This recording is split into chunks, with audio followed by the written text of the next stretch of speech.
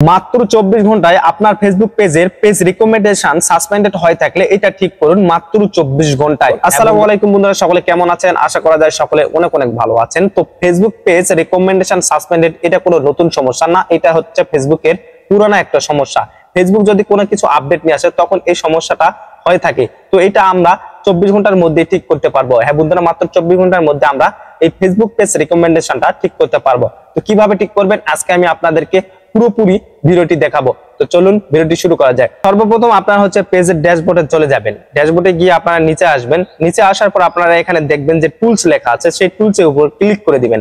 টুলসের উপর ক্লিক করার পর আপনারা চলে যাবেন, নিচে চলে আসবেন। আসার পর এখানে দেখবেন যে পেজ রিকমেন্ডেশন, এই পেজ রিকমেন্ডেশনে ক্লিক করবেন।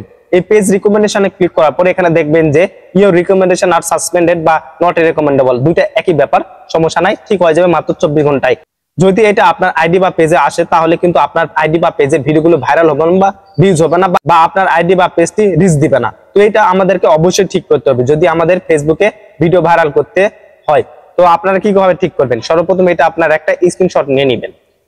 তো সর্বপ্রথম আপনার একটা স্ক্রিনশট নেবেন, নেওয়ার পরে একটু ব্যাগে চলে আসবেন। ব্যাগে আসার পর এখানে আপনারা হচ্ছে একটু নিচে আসবেন। আসার পর এখানে দেখবেন হেল্প ইজ সাপোর্ট, এই হেল্প ইজ সাপোর্টে ক্লিক করবেন।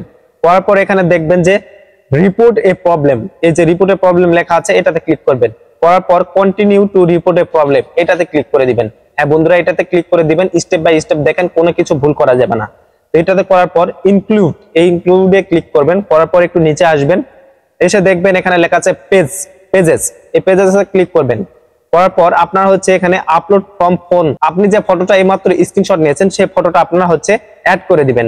অ্যাড করে দেওয়ার পর আপনারা এখানে, তো এখানে আপনাকে অবশ্যই এই টেক্সটটা দিতে হবে বন্ধুরা। আমি এই টেক্সটটা আমার ভিডিও ডেসক্রিপশনে দিয়েছি, আপনারা অবশ্যই কপি করে নিয়ে এখানে দেখবেন যে উপরে সেন্ড বাটন রয়েছে, এই সেন্ড বাটনে ক্লিক করে দিবেন। এই সেন্ড বাটনে ক্লিক করে দিলে ফেসবুকের কাছে একটা রিপোর্ট যাবে।